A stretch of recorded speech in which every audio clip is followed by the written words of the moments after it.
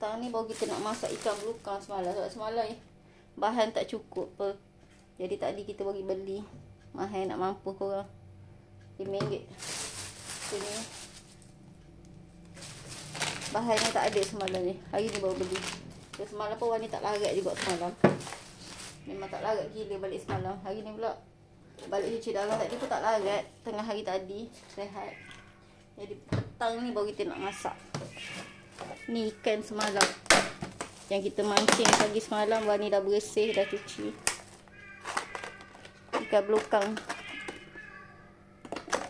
Hari ni kita nak masak asam pedas ikan belukang.